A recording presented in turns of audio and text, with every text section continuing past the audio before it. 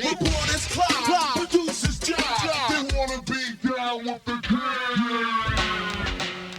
You know, you always say how many Kanye beats is Nigga After Murder. You rhymed over a lot of his tracks. Yes. And then, you know, he reached out for Looking for Trouble. Like, talk about, you know, your and people love that still. Yeah, like, that was a good one. an incredible verse for your career. Like, That was a good one. talk about your personal interaction with him that you've had. Every personal interaction I've ever had with Kanye West has only been great. You know what I mean? He's, you know, in person, he's super humble, super nice guy.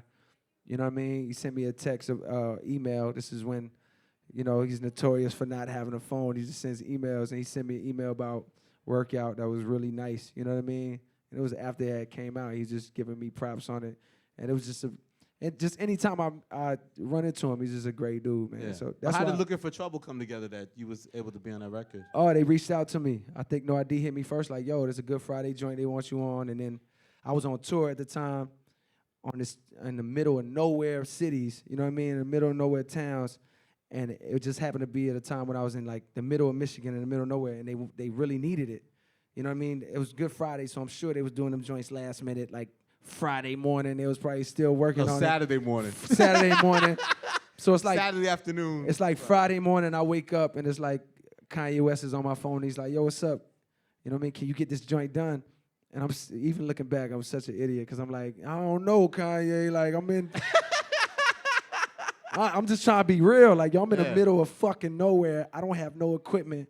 And he's telling me, he's like, yo, man, I'm just saying, like, I got to do this verse for Carrie. Like, I'm working too. Like, Kanye, you know what I mean? Looking back, I should have just been like, yes, nigga, I'll make it happen.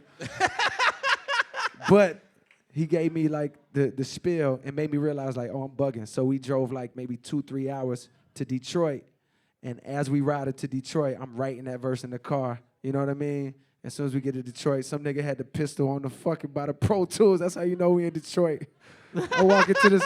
Pistol on the Pro Tools. I walk into this random studio that I have no idea where the fuck we at. The engineer, this nigga has his pistol on the fucking. Like, I don't even know you. You can at least tuck it, man, to make me feel fucking safer.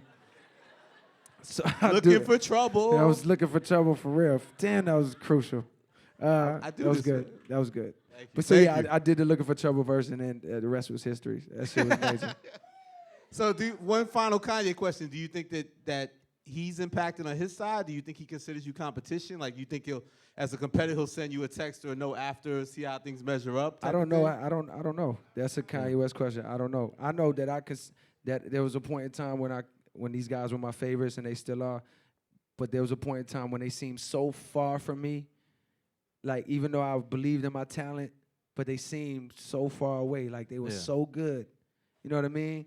And it's reached a level where it's like, now everybody feels like my competition. You know what I mean? Mm-hmm. That's just being honest. Yeah. It no longer feels like things that they do are out of my reach. You know what I mean? It's like, not like, oh, I could do that, but it's just like, I know that what I bring to the table is just as special. You know what I mean? Maybe the world don't know, you know what I mean? Mm-hmm. But I believe now, you know what I mean? Before, it was like, damn, this nigga just gonna drop that, you know what I'm saying? And now it's just like, okay, I got something too. I wouldn't have moved my date if I didn't feel confident in myself, you know what I'm saying? Yeah. I couldn't have did that 3 years ago. Can I tell y'all a funny story? Yeah. I gotta tell this story. We was in Vegas this weekend. Flo-Rida was in the club. I know this is random. Flo-Rida was in the club this weekend and it stunted on my whole life. I was just at the club and he was performing, right? And this is a funny story. This is incredible. I look at Flo-Rida like I gotta bow to him now because of this. Flo-Rida was in the club performing his songs, you know what I mean? And after every song was over, he'd be like, yeah, that last record right there just sold 5 million singles. Let's get into this next one. So me and my niggas look at each other like, did this nigga just say 5 Did he put the stats through the numbers singles? after? So then he does another song. I'm thinking like, you know, it's over. And he's like, yeah, I appreciate the love. Y'all, thank you for your support. That last record right there did 5 million too, so we just running. And I'm looking like, yo, I feel like he's stunting on me right now. I'm the only other rapper in this bitch. Flo-Rida stunting on you? And he had Future with him. So listen, he does one more song. And at the end of that song, he was like, that last record right there did 5 million too. I don't even count no more. I just press play. And I was like, fuck? So then Future gets on him. Future gets on the mic Future. because they got a new single together. Future, that's my nigga, man. So Future gets on the mic and they start the song and he like, shit, I hope this shit do 10 million. Well, Workout did 1.82 So, million. Workout so now did when you a- do Workout, you bet 2 Workout- million, nigga. Workout after did a you do it, right? measly 2 million, you know what I 2 mean? million. But yeah, it did But eventually for a song become. that everyone hated, like on the internet when you dropped it, like how did you deal with that? Man, it hurt. I ain't gonna lie. Because, and honestly, even talking about it now, it's like either I make the decision to tell the whole story right now, which I know y'all like, yeah, nigga, I paid all this money. You better tell me the story. But No refunds. it's no either refunds. it's either I tell it now, or I just let people hear it like the way I'm gonna give it out. But yes, it did hurt when that shit came out because you gotta know the backstory and the shit I had to go through to the point that when I made Workout, it was like a woo. This what the fuck y'all was talking about. I know. This is what the shit y'all been waiting for, right? Please, not y'all. I'm talking about like the radio, the label, like the system. You know what I mean? I felt like I beat the game. So when I made it, I was fucking so excited and ecstatic. Like, finally, give me a fucking release date. Let's go. You know what I mean? I got the single that's going to kill.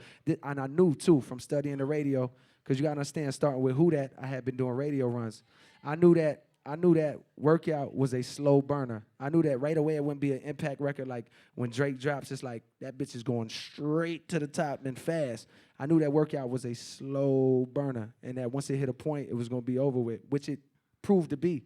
But when I made it, I was so excited to put it out and get that reaction. I was like, it was a hurtful. I had never gotten no type of response like that. You know what I mean? It was fucking hurt crazy. And it goes even deeper, and you'll hear it on the album. But can we talk about your man Kendrick? Because you did the second Born Sinner on him.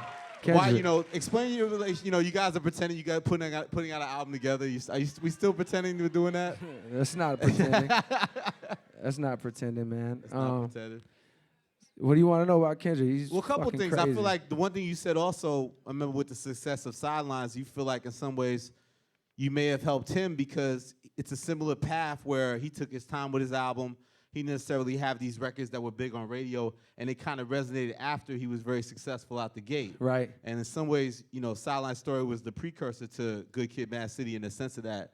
And you guys have a great rapport. Yes, so, that's my man first and foremost, and man, I just feel proud because I seen it. You know what I mean? Like I try to tell people early, and it just makes me feel. I never really even stamped nobody before. You know what I mean? It's like, and before my album was even out, before he even had a deal, I was making sure to stamp him. It's a long story, but just even getting to how we met, it was so organic. Tell us the story. It was like the XXL freshman cover shoot, and I was coming in late because our flight got canceled, and we just barely made it, and he introduced himself to me, which I vaguely remember now when he tells me, but my first recollection was there's a group who's now disbanded called UNI from L.A., and who I was real cool with, still am cool with.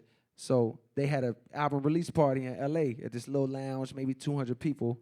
We go to the lounge. They celebrating. They just put out an EP or an album or whatever it is. And, they rocking the mic, and they call up this kid. They like, yeah, this is our man, blah, blah, blah, from Compton. Give a Kendrick Lamar. I didn't even hear the name. I just looked, and somebody started rapping. And as soon as he started rapping, I'm like, what the fuck? You know what I mean? Like, this nigga's hungry. You know what I mean? So, and I'm in there. I think I had the warm up out at the time. I probably didn't even have Friday Night Lights. I definitely didn't have Friday Night Lights. So as soon as it's over, I'm the type of person, if I'm feeling something, you know what I mean? If I feel a certain way, I'm going to let you know immediately. You know what I mean? First, Chance the Rapper, same way. He just put out a tape, and I made sure I hit him up like, yo, you're awesome. You know what I mean? Like, I got to you let reached him. out to him? Yeah, because he's, he deserved that. That's another stamp right there. You know what I mean? Yeah. And watch that. That's gonna not because of me, but because I see the talent. Kendrick was one that I saw right away. Okay, this kid is special.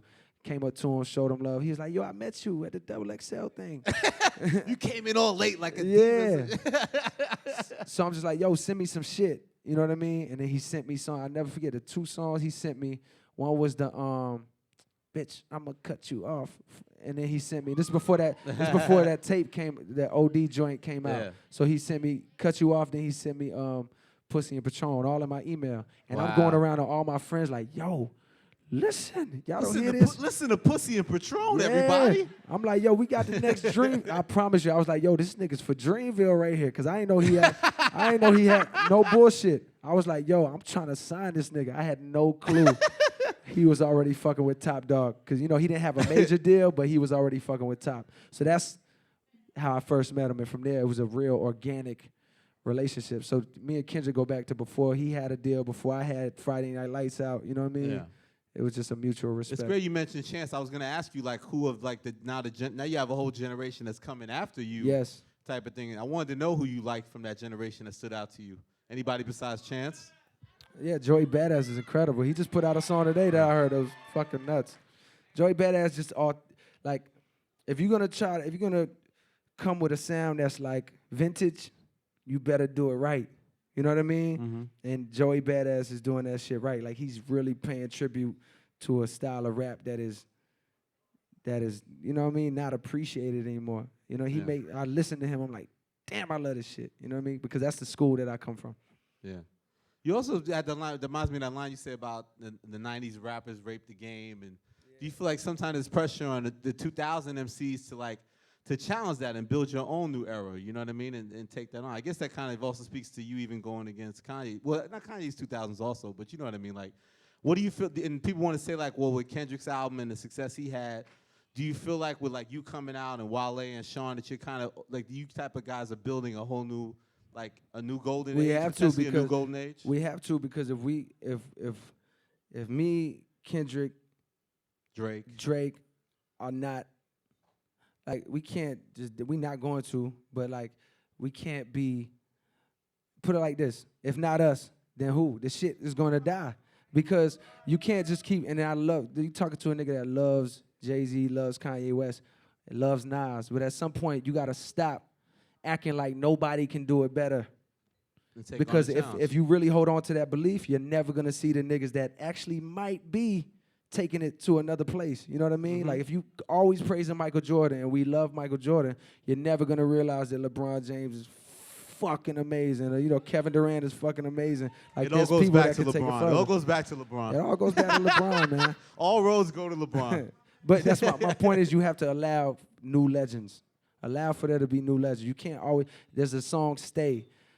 Stay is a Nas song that came on his album, but originally, that shit is my song. I was in the studio while No ID looped up the sample, and the niggas was playing keys and guitar, and I wrote the raps before the beat was even done being looped up. Mm-hmm. That's in my world, that's my song. I was there when the song, I didn't pay for the beat, long story short, Nas got it. Yeah. When I put out my version of it, which was a substantial time after, because I didn't want to be disrespectful, I seen comments and people like, oh, J. Cole, Stay could never touch Nas' version. And in my mind, I'm like, okay, I understand. This is Nas. What? This is Nas, you know, one of the greatest, but you're just saying that. You're not even giving me a fucking chance. That's my song. You know what I mean? You don't even know. My point is that you gotta allow for the new generation to be great. That's my only point.